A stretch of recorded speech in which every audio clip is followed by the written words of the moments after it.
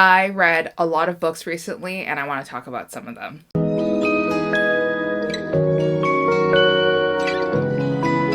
Hi guys, welcome back to the channel. Now for today's video, I'm doing kind of a casual reading wrap up. If you guys are a subscriber of my channel, if you guys have been watching me for quite a bit of time, you guys would probably know that I don't typically do reading wrap-ups, and mostly because I read a lot and then I don't want to sit in front of a camera for a long period of time to talk about all those books, and then I further don't want to sit in front of my computer for a very long time to edit that said video. So with that being said, I do casual videos like this where I select a handful of books I have read recently that are worth mentioning. They're honorable mentions. These books evoked some emotion in me. These books are either some of my favorites or they're some of my least favorites, and I wanted to share my opinions on them.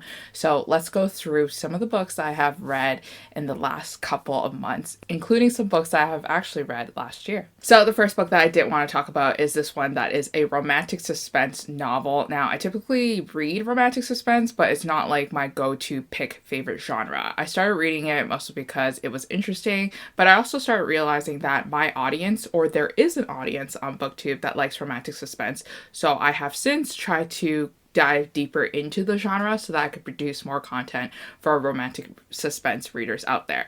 This one is called Stealing Mr. Wright by Tamara Morgan. It's a trilogy series involving a married couple, so we're following the same couple through each book, and that is something that I really want to see more of in romance, because I feel that if we follow the same couple, there's more attachment to the characters involved, there's more of a story, there's more time to develop the romance. So that's what really just kind of made me want to pick up this book first.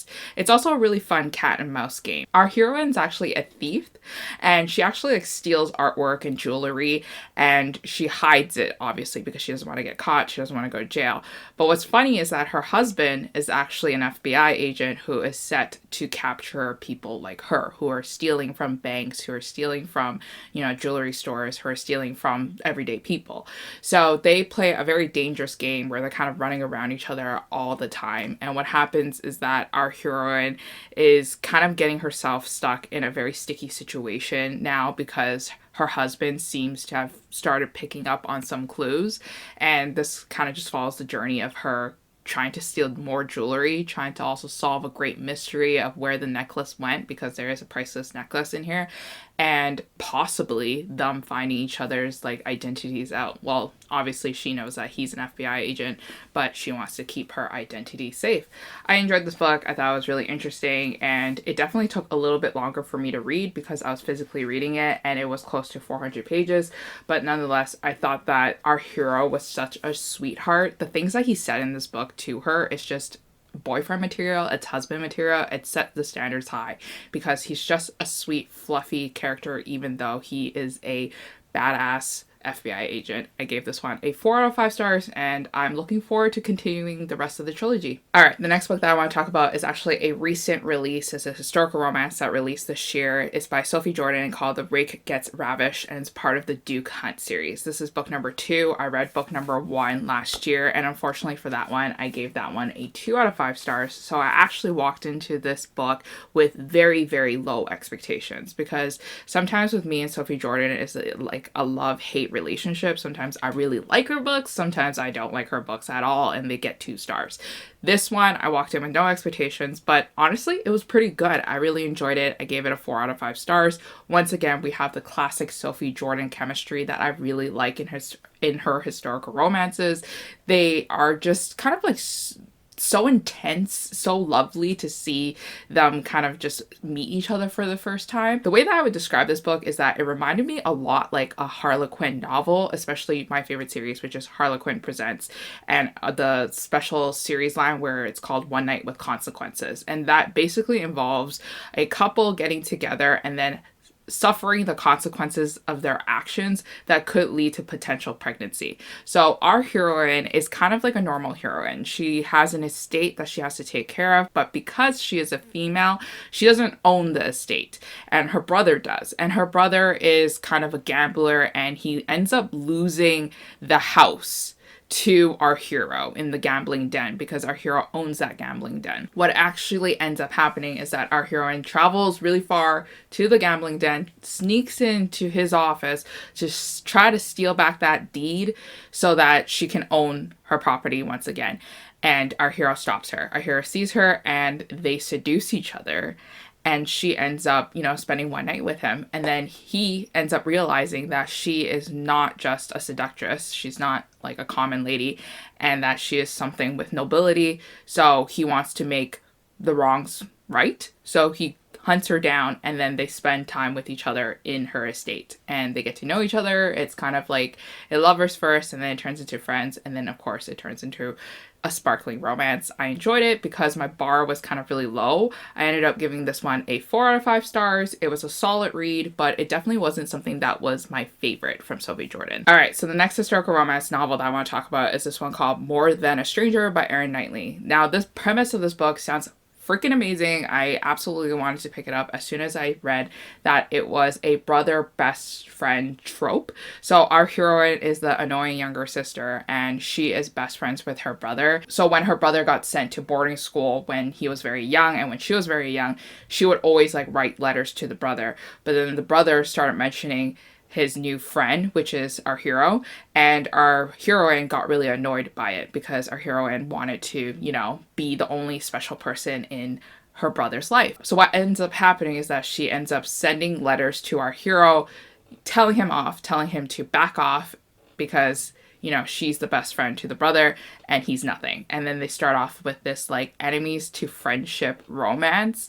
And it's so freaking adorable seeing their friendship develop through these letters.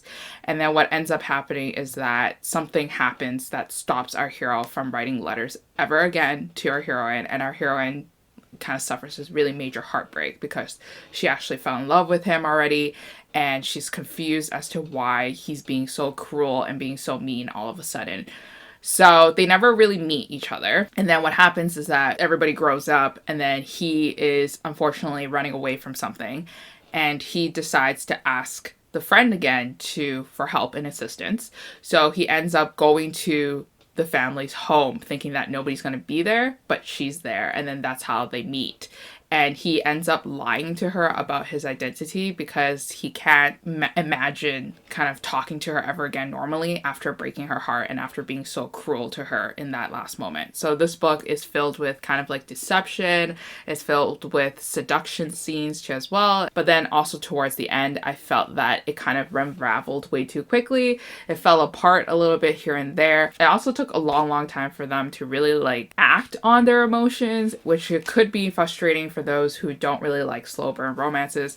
So overall, I give this one a 3 out of 5 stars, mostly because the synopsis kind of put the book into a next level for me, and I was expecting a lot more. But I am excited for more Erin Knightley books, and I have ordered a lot of her books already, including the ones in the rest of the series. Okay, so the next book that I want to talk about is this young adult novel that I have been wanting to read for a very long time. This one's called You've Reached Sam by Dustin Tao, and this one is kind of like a YA fantasy novel, but not really. It's kind of based on My Name, which is a famous anime movie. Basically, our heroine and our hero meet each other one day, they fall in love, they have this really nice relationship. They think that they're going to go to college together and then they're going to get married and then so on and so forth. But what happens is that our hero dies and she is struck with a lot of grief. She has depression from it, and she is just kind of a shell of herself because of the passing of our hero.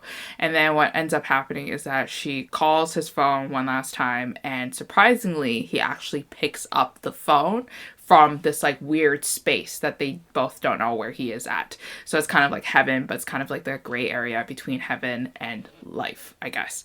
So she loves it. She has conversations with him. She keeps it a secret, but she also starts realizing that she's losing bits of herself to this phone call because she's overly attached to it now at this point, right? And this book is about learning how to move on from grief and learning how to grow and develop as a person, and while also learning how to manage friendships and relationships that come with it.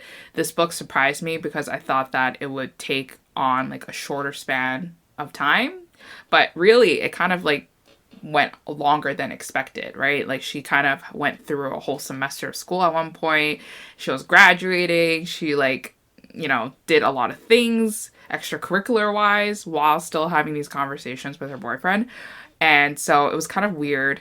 And it took a long time for me to kind of sink into that world where he was talking on the phone with her and he was just kind of in this like weird space that Dustin tried to describe that didn't work well for me.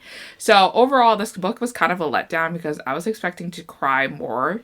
So, but I didn't really cry as much as in terms for their relationship, but it was more me crying because of the family aspect of it. So overall, I gave this one a 3 out of 5 stars. I'm still looking forward to reading more of Dustin's books, but this one was just an average read for me. Okay, so the next book that I want to talk about is this one called First Love, Take Two by Sajini Patel, and she wrote one of my favorite books in the year of 2020 maybe. It's called The Trouble with Hating You, and I expected a lot for her second novel.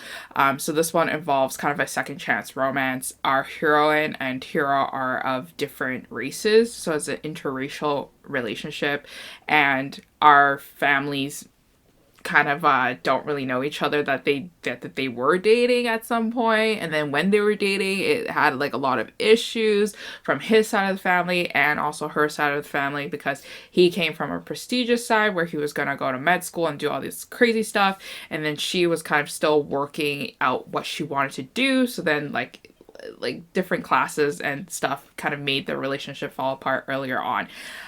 Regardless, this story is about them being stuck together in the same apartment building because of weird living circumstances and things like that. So it's kind of like forced close proximity, and they learn to battle on like what really stopped them from having that happily ever after so many years ago. I expected a lot more for this book because The Trouble with Hating You definitely left more of an emotional impact, and it made me tear up and cry a lot because of the extremeness of the situation that happened in that book. So I was expecting something more on that side too as well for the second book, but I didn't get it as much. So it was more of a light-hearted romantic comedy read with some emotional impacts, but overall I gave this one a 4 out of 5 stars. It was still a solid read, but it wasn't my favorite. Alright, the next book that I picked up is another romantic suspense novel. This one's called The Royal Runaway by Lindsay Emery, and this one I started like maybe like a chapter or two last year, and then I just stopped reading it, and then I just never picked it up again. But miraculously last month I decided to pick up books, like physical books, and force myself to physically read books, and I picked up this one, which I sunk right back into. It was really easy for me to get back into. So basically our heroine is the princess of this island that is make-believe, but she is going to be next in line for the crown, and she needs to get married. So on the day of her wedding, her husband actually disappears, and she is left kind of just by herself at the end of the aisle. So she is the laughingstock of her own country. So she flees and goes to a smaller island where she is trying to decompress and trying to like make sense of the situation, of the humiliation that she got, and also avoiding the press and all the jibber jabber that's happening over there. So she's trying to return back to normal life, and then that's when she sneaks out of the palace because she feels suffocated in there, and she meets our hero, who is this tall, handsome, fun-looking guy. Like he looks like he knows how to have fun. So she's actually very captivated by him and everything. So it's kind of like the first 2 chapters kind of reminded me a lot like Roman Holiday with Audrey Hepburn, like that movie where the princess leaves the kingdom to go have this one grand adventure. So it kind of reminded me a lot like that, until she discovers that maybe her fiance didn't disappear out of his own free will. Like maybe he was kidnapped, and the mysterious stranger that she met at the bar might have been tied to that disappearance. So now she's kind of like swept into this whole like intrigue, suspense situation, this mystery situation where she's trying to figure out what actually happened to the fiance and what is actually happening with like the government overall and the politics of it. So while the first half of the book was very entertaining, I felt like the second half of the book dragged on a little bit too long. It focused a lot on like the politics of the country. It also focused a lot on, you know, her dealing with the pressure of royalty and being the royal family. And then he was really charming, but then it also felt like that their relationship was solely based on physical attraction that made it harder for me to believe. So while this book was entertaining, I only gave it a 3 out of 5 stars. But I will look forward to more books by this author. There's also a second book in this duology, and that one is actually published by Simon Schuster. It's actually published, like self-published, so... And that one is just ridiculous. Like, I read the synopsis of that one, and I thought that that was just crazy. And it has really low ratings on Goodreads. So I won't be continuing with the duology, but I will read more books by this author. All right, the next book that I want to talk about is this one called The Roughest Draft by Austin Segmund Broca and Emily Wibberley. So a little backstory about this dual author is that they're actually a couple. So they've been writing a lot of young adult novels, and this is their first jump into adult romance, and it's called The Roughest Draft. It's basically a Walmart version of Beach Read, and also the other Emily Henry novel about people we meet on vacation. I think that's what it's called. So basically our hero and heroine were college classmates or some sort. They met each other on college campus. They began writing a book together. No emotions, you know, they weren't in a relationship whatsoever, but they wrote this bestseller novel that kind of like changed the shape of publishing, and everybody was obsessed with this book. So think like Twilight, basically, right? And it was this emotional, impactful book, and then everybody was expecting them to write another book as a follow-up. But what ended up happening is that they kind of severed their ties. They stopped being in a friendship with each other, and then they never saw each other again. They never worked on any book with each other ever again. She kind of stopped writing at one point because she earned enough money from that book that she wrote a long time ago with this guy. And while he is trying to continuing writing his stories, but it's not getting the best reviews, lots of people are criticizing his books. So in a last ditch attempt to save his career, he agrees with the publisher to try to reconcile his relationship with her so that they can write a next bestseller. And then she, in the meanwhile, like, she actually started a relationship with their then editor / publisher. And the guy was like, yeah, just go write a book with this guy. And then they both spend a whole summer together in this summer house that they used to spend a lot of time in to write this sequel, this follow-up. And then they hate each other. There's like some like mystery between them that like makes the readers want to continue reading to discover why they broke up in the first place. There's a lot of emotional cheating involved. Our heroine is so weak, and there is gaslighting involved. There is manipulation involved, and our heroine was so weak to the point that I wanted to slap her, because like it was just so frustrating watching her being easily manipulated by the people around her and her not standing up for herself. And it was just drove me nuts. It drove me crazy. I could not care less about the book that they were writing, and it told from past and present tense, and both sides sounded very similar. So if you're listening to the audiobook, it can get confusing. And overall, I gave this one a 2 out of 5 stars, and I did not like it. All right, the next book that I want to talk about is this one called The Sweet Spot by Trish Dollar, and this one is kind of a follow-up. It's book 2 in the series that she wrote called The Float Plan. So this is about the sister of the character from Float Plan. You could read Float Plan separately. You could read this one separately. They mention the girl from Float Plan, but it's whatever. So The Sweet Spot involves our heroine, who is actually a single mother, and she gets let go, unfortunately, from her hotel that she worked at as like customer service. And so she needs to find a job. So she decides to find some remote work on this like little island where this guy is going to build a resort or like a cottage, it'd be Airbnb, as something where like people can go into the wilderness and enjoy themselves. So she decides to bring her daughter along with her for room and board.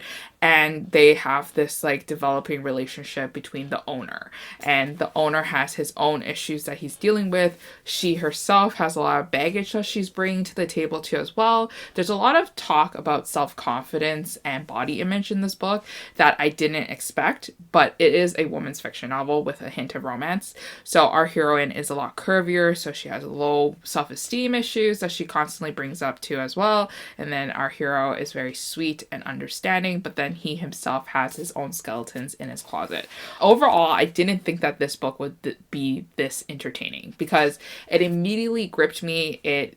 I sunk into the book, no problem. I listened to the audiobook. I could not stop listening to it. I felt that the writing flowed really well, and I felt like that the story was realistic and raw, and it was just an enjoyable read. I gave this one a 4 out of 5 stars. All right, the next book that I want to talk about is this one called The Wedding Ringer by Carrie Ria, and this one was released last year. I read it last year too as well. I don't remember me talking about this book on my channel, so if I did, please forgive me because I have a memory of a goldfish now. But basically, our heroine is a party character. She dresses up for kids' parties, and then unfortunately she was dressed up as I think a princess. She sees her ex at the party, at the children's party, and she's left with this shock and this PTSD from it because what happened is that her ex-boyfriend actually cheated on her with her best friend.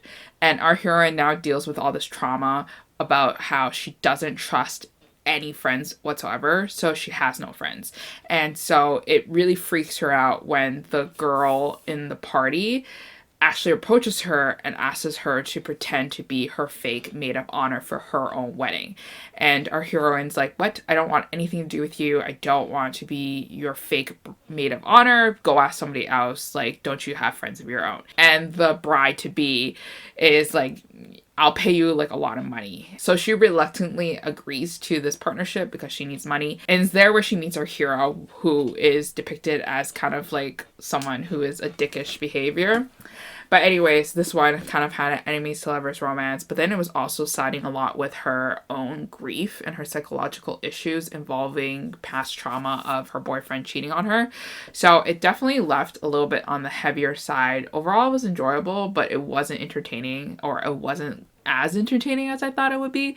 So I ended up giving this one a 3 out of 5 stars. Average read, really. All right, the next book that I want to talk about is this one called A Brush with Love by Maisie Eddings, and this one is from an Instagram author, and I follow her. I was there when she announced that she got a publishing deal. I was there when she announced that she has many more books to come, and she has another book coming out this year. She also has young adult books coming this year, but this is her debut novel. So the thing about Maisie is that she is a dentist, and so this book is about two dental students, so you can expect high accuracy with this book. So it involves our heroine, who is kind of a senior class member. So she's about to graduate. She's about to take her exams to become a full dentist. And then our hero, who is in the junior class, but they're the same age. And this one involved them meeting each other at dental school and then immediately falling in love. This one had a lot of insta love in it. They met each other by bumping into each other in the hallway, and then they immediately had this attraction to each other, and then they went on dates, and then they became a thing. And I was like, okay, this is happening a lot too fast. And then our hero deals with this weird thing that takes place where he has this complete career change in the middle of his career. So he graduated university business school. He had a finance career, but then his mother forced him to change to become a dentist. So then now he dropped everything and went back to dental school. So that's why he is the same age as our heroine, but in his junior years of dental school. And it's not even he likes dental school. He's not even he has a passion for that type of career. So I found that to be really strange because that was kind of my main thing against the hero, that he would just change everything because of his mom. It showed that he was kind of weak, right? Our heroine, on the other hand, she deals with anxiety. So there's a lot of things that she has to do in order to calm herself. So if you're looking for representation, then this is the book for you. However, I feel that this book depicts our heroine to be very strange in a way. I don't know how to phrase it, but she gets angry very easily, and she snaps at her best friends.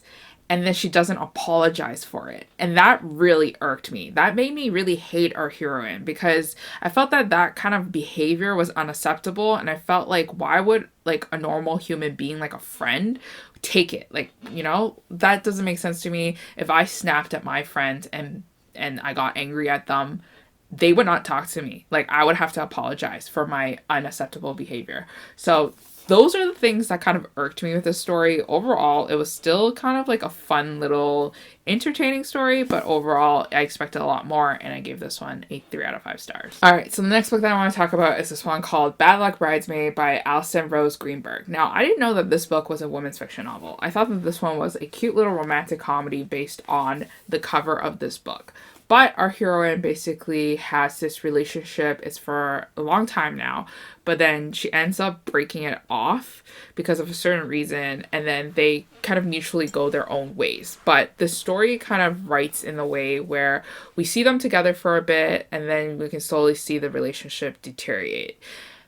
She has this feeling that she is cursed as a bridesmaid. So every time she attends a wedding where she is invited as a bridesmaid, she ends up ruining the whole relationship for the bride-to-be and the groom-to-be. And then so she doesn't want to be anywhere near her best friend's wedding.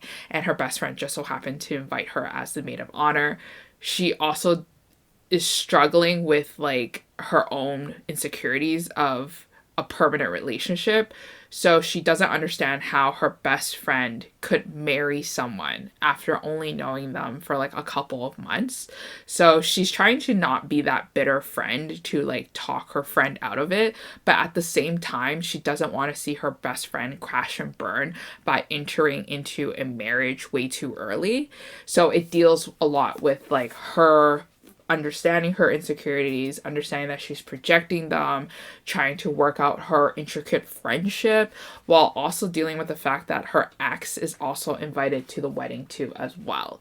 So this one was a really entertaining read. I didn't know it was women's fiction, but I thought that this was like really good. I thought it was really interesting. I really liked the topics that they were talking about specifically, so I ended up giving this one a 4 out of 5 stars. All right, so the next book that I want to talk about is this one called The Love Con by Sarisha Glass. I don't know if I said her name correctly, but this one is like an ode to all the cosplayers out there who are part of fandoms, who want to, you know, do more cosplay, go to conventions and things like that. So our heroine kind of is, she has a degree. I think I remember she has like a really awesome degree. I think it was in engineering or something, but that's not her passion. She wants to find a job where she is able to be creative and be like an art director or something of some sort. So her parents are kind of supportive of her trying to discover herself, but at the same time wants her to be realistic. But she joins a television contest where she designs like costumes and things like that. And then if she wins, she can be like the art director of a TV show. And that's like her biggest dream, right? And one of the challenges just so happens to be like a couple's costume. And then so she needs to invite her best friend to the show and then have them pretend that they are a couple. So this is like a fake dating trope romance. And then what happens is that they have cameras all up in their faces and they have to be intimate with each other, but then they're also really afraid to wear their heart on their sleeves because they have this amazing friendship and they don't want to ruin it for each other. And so they slowly start to kind of like spell it out for each other that they like each other. Overall, I thought that this book moved a little bit slower than anticipated. I thought that it would be more fast-paced. I thought it would be more uplifting. I thought it had more romantic comedy, but it was just kind of boring and slow in some parts. So I ended up giving this one a 3 out of 5 stars. I think that if you read it, like physically, it'll be better, because when I was listening to it on the audiobook, I thought the narrator was just reading it way too slow. And she read it with no emotion. Like every piece of dialogue, the narrator just kind of like was monotone about it, and that kind of irked me a lot. All right, so the last book that I want to talk about is this one called The Paris Connection by Lorraine Brown. Once again, I forgot if I talked about this book already on my channel, but I read this one last year. This one involves our heroine already in a committed relationship, and they have these trains in Europe that can take you from country to country, but unfortunately, like, make sure that you are getting on and off the right stop, because your train could take you to a whole different new destination. And what happens is that our heroine and her boyfriend actually get separated on the train because of a weird, quirky accident, and she ends up going to Paris. And then she is stuck with this other passenger who gets on her nerves constantly because he is like the complete opposite of her. So it's like an opposites attract romance. And it's about her discovering that maybe she's not actually that happy in her current relationship and that she needs to make a change, while also trying to learn more about our hero, who is starting to get more and more intriguing as the stops go by. So this one was entertaining. It was kind of like one of those stories that you pick up if you want to go on vacation for a bit and you can't travel at the moment, or you can't afford a grand Europe vacation, because this one took you to like a lot of different places in Europe, and especially through train. But overall, I thought that the story was average at best. It was kind of mediocre. It was kind of slow in some parts, and it was frustrating in others because our heroine's boyfriend wasn't that great. So overall, gave this one a 3 out of 5 stars. But yes, that is it for all the books that I wanted to talk about that are worth mentioning. Hopefully you guys enjoyed this video and you found some books to add to your TBR, or some books to take off your TBR. And I'll see you guys again next time in a new video. Bye.